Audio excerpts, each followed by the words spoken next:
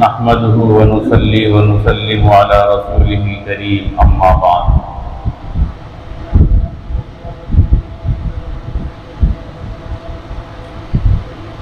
رضي الله عنهم ورضوا عنه صدق الله العظيم۔ حاضرین، محرم الحرام کا مہینہ جاری ہے جس کی آج 26 تاریخ ہے۔ اس مہینے میں جس طرح حضرت علی رضی اللہ تعالی عنہ کے فرزند ارجمند سیدنا حضرت حسین رضی اللہ تعالی عنہ اس دنیا سے رخصت ہوتے ہیں، اسی طرح محرم الحرام ہی کے مہینے میں حضرت عمر فاروق رضی اللہ تعالی عنہ کے فرزند حضرت عبداللہ ابن عمر رضی اللہ تعالی عنہما بھی وفات پاتے ہیں۔ تو محرم الحرام جس طرح شہادت حسین رضی اللہ تعالی عنہ کا مہینہ ہے، اسی طرح شہادت عبداللہ ابن عمر کی شہادت کا مہینہ بھی ہے۔ تواریخ کے جب اوراق پڑھے جاتے ہیں تو بہت سی حقیقتیں سامنے آتی ہیں۔ اب جب بھی محرم کا مہینہ آتا ہے، ہر مسلمان جان لیتا ہے کہ یہ وہ مہینہ ہے جس میں حضرت علی کے بیٹے کی شہادت ہوئی، لیکن نہ تو مسلمانوں کو یہ معلوم ہے کہ اسی مہینے میں حضرت عمر کی شہادت ہوئی اور اسی محرم کے مہینے میں حضرت عمر کے بیٹے عبداللہ ابن عمر کی شہادت ہوئی، جبکہ آپ مذہب اسلام کے اور صحابہ کرام کے عظیم الشان افراد میں سے ایک ہیں۔ اللہ تبارک و تعالی نے آپ کو ابتدائی سے اسلام کی دولت سے نواز دیا تھا۔ سن 2 نبوی میں مکہ مکرمہ میں آپ کی پیدائش ہوئی اور قریب 5 سال کی عمر میں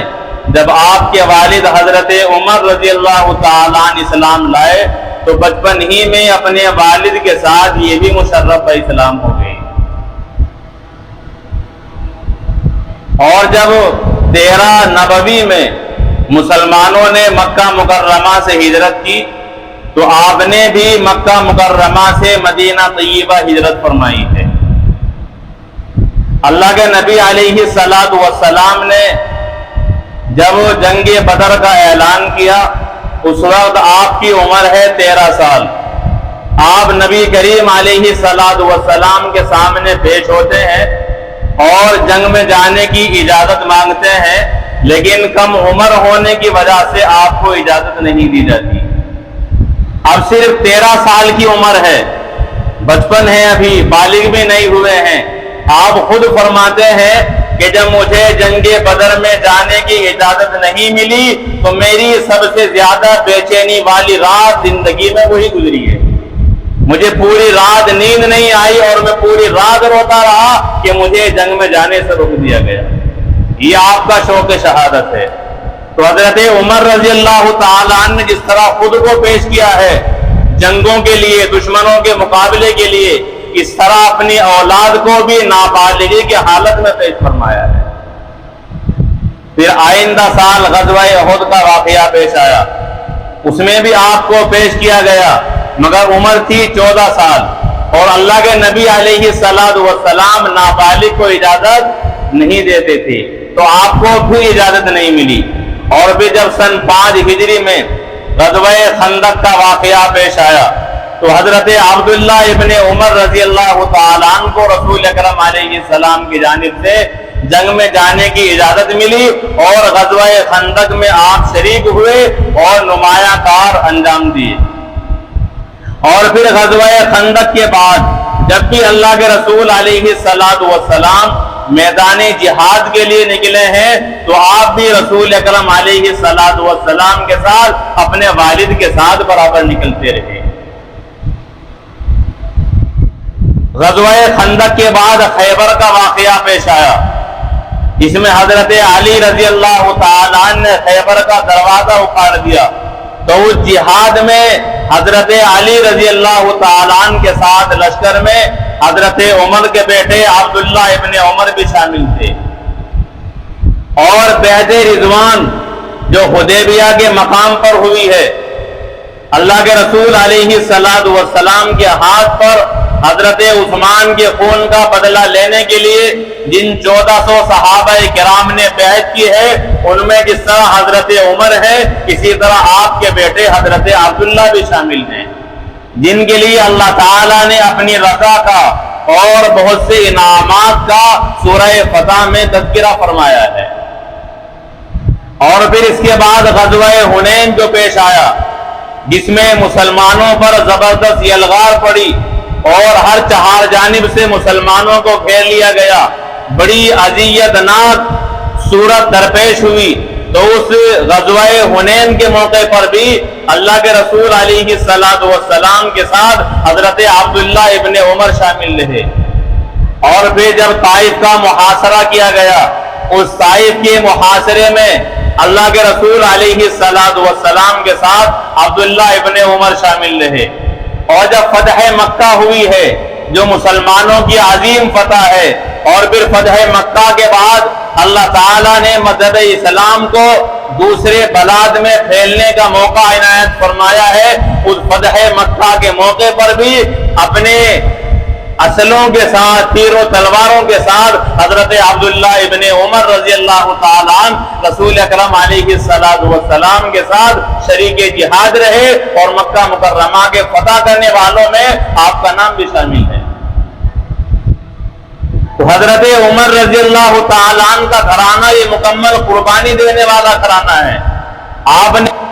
بھی اللہ کے راہ میں پیش کی ہے، اور اپنی اولادوں کو بھی اللہ کے راستے میں جہاد کے لیے آپ نے بھیجا بھی ہے، اور خود بھی اس میں شرکت فرمائی ہے۔ نبی کریم علیہ السلام کے بعد جو باقی جنگیں ہوتی ہیں، ان جنگوں میں بھی آپ شریک رہے، حتیٰ کہ جنگ یمامہ جو مسیلمہ کذاب کے خلاف حضرت ابو بکر صدیق رضی اللہ تعالیٰ عنہ کے زمانہ خلافت میں بڑی خونریز جنگ ہوئی ہے، اس جنگ میں بھی حضرت عبداللہ ابن عمر شریک رہے۔ اور جب آپ کے والد حضرت عمر فاروق رضی اللہ تعالیٰ عنہ کا زمانہ آیا، اور عرب سے نکل کر ایران، شام اور مصر کے علاقے فتح ہوئے، تو ان فتوحات میں بھی آپ شریک رہے۔ شام کا علاقہ فتح کیا گیا، اس جہاد میں بھی آپ شریک ہیں۔ مصر کو فتح کیا گیا، اس میں بھی شریک ہیں۔ عراق کو فتح کیا گیا، ایران فتح کیا گیا، ان فتوحات میں بھی آپ شامل رہے، اور برابر دشمنوں کا مقابلہ کیا، اور اسلامی سرحدوں کو آپ نے وسعت دی۔ اور حضرت عمر فاروق رضی اللہ تعالیٰ عنہ کی شہادت کے بعد جب حضرت عثمان ابن عفان رضی اللہ تعالیٰ عنہ کا زمانہ خلافت آیا، تو اس میں بھی آپ خراسان میں اور جزائر میں، مراکش میں جو فتوحات ہوئی ہیں، ان فتوحات میں بھی آپ نے برابر حصہ لیا، اور عام سپاہیوں کی طرح آپ نے دشمنوں کا مقابلہ فرمایا۔ اور حضرت عثمان رضی اللہ تعالیٰ عنہ کی شہادت کے بعد جب آپس میں مسلمانوں کی جنگیں ہوئی ہیں، تو آپ نے کسی بھی جنگ میں شرکت نہیں فرمائی، اور آپ فرمایا کرتے تھے کہ میری تلوار جو دشمنوں کو نہیں چل سکتی، اس لیے آپ بالکل کنارہ کیے رہے، اور کسی کی جانب سے بھی آپ نے جنگ میں شرکت نہیں فرمائی، کہ جن تلواروں سے میں نے دشمنوں کے میں تو مسلمانوں کی گردنوں کو نہیں کاٹ سکتا،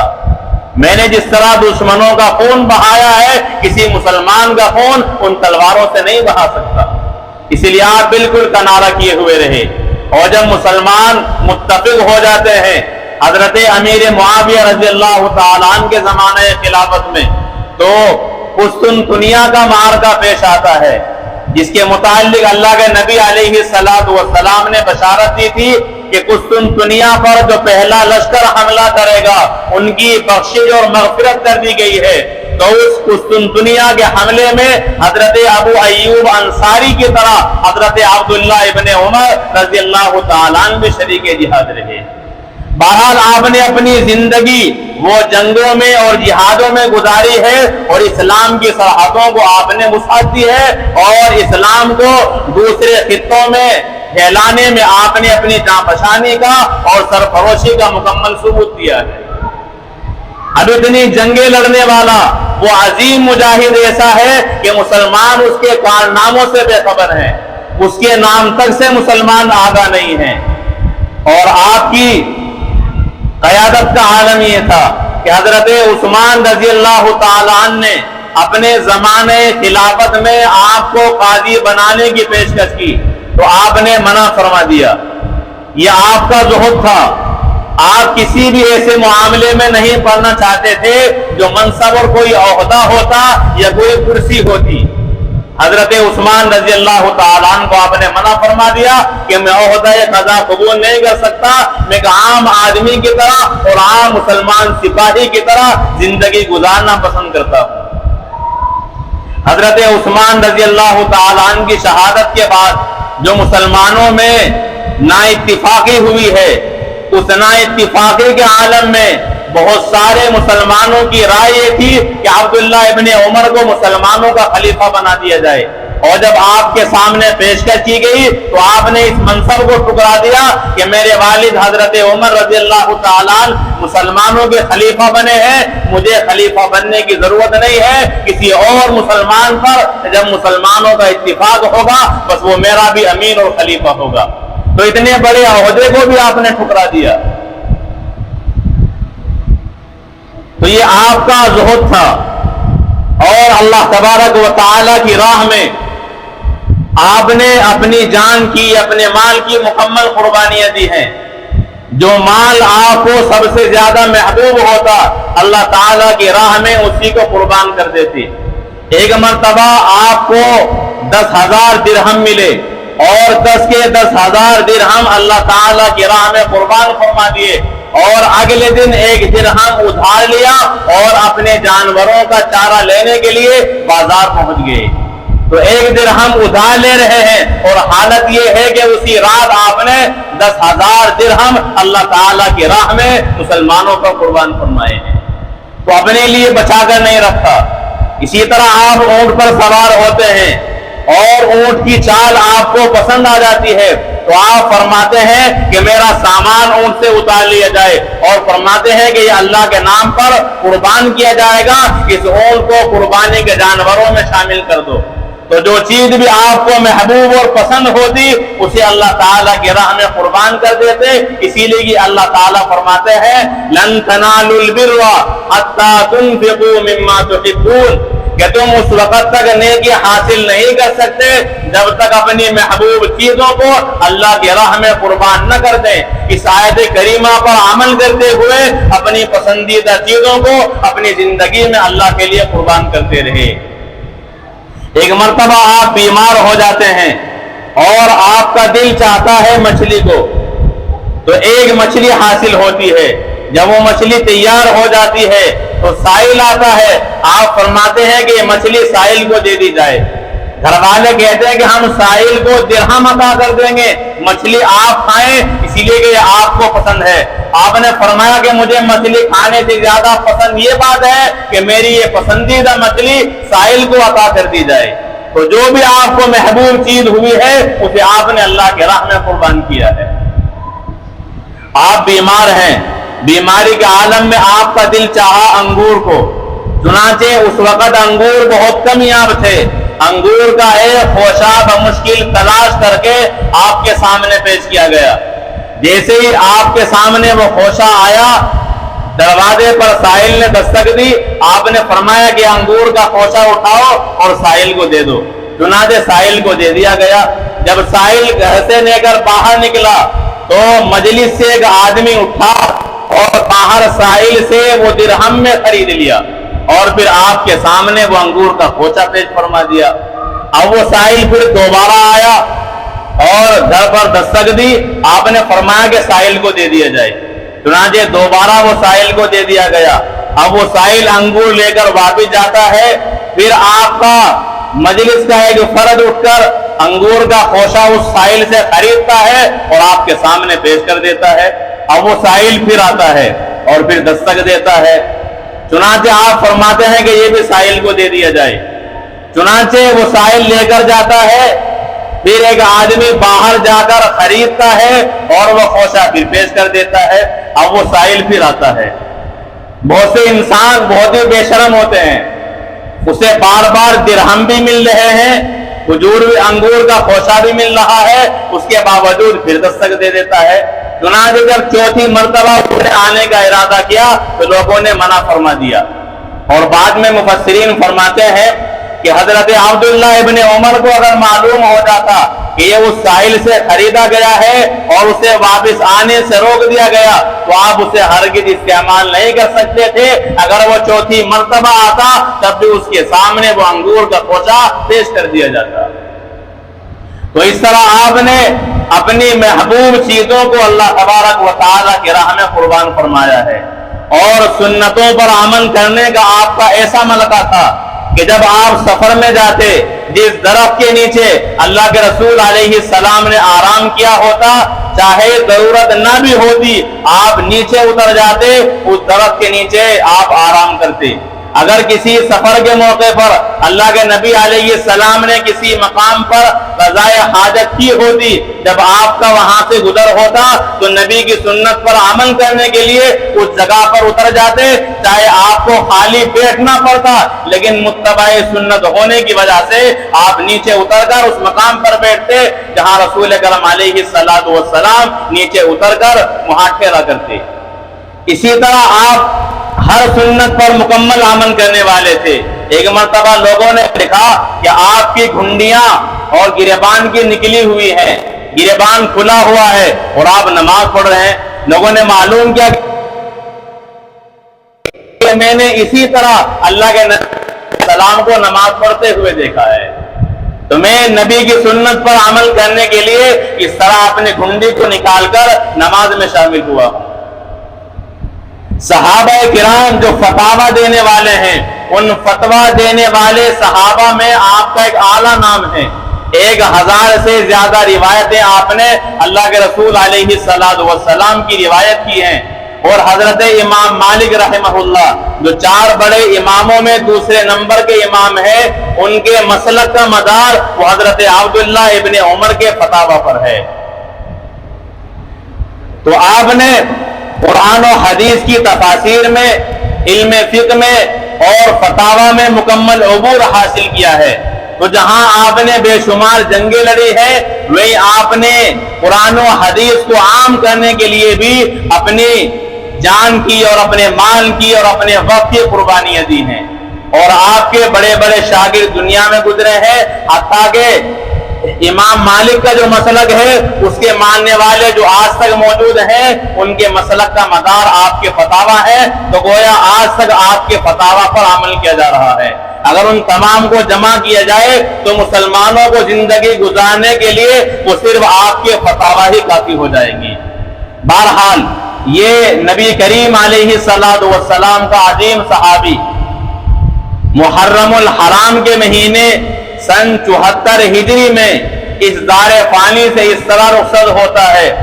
کہ ایک تلوار جو زہر میں بجھی ہوئی تھی، بعض روایات میں آتا ہے کہ حجاج بن یوسف کے حکم سے اسے زہر میں بجھایا گیا اور آپ کے پیر پر زخم لگا دیا گیا، اور وہ زہر آپ کے بدن میں سرایت کر گیا۔ پھر اسی کی وجہ سے مکہ مکرمہ میں آپ کی شہادت ہوئی، اور فتح مہاجرین جو قبرستان ہے مکہ مکرمہ میں، اس قبرستان میں آپ کو محرم الحرام کے مہینے میں دفن کیا گیا۔ اللہ تعالیٰ آپ پر کروڑوں بے شمار رحمتیں نازل فرمائے،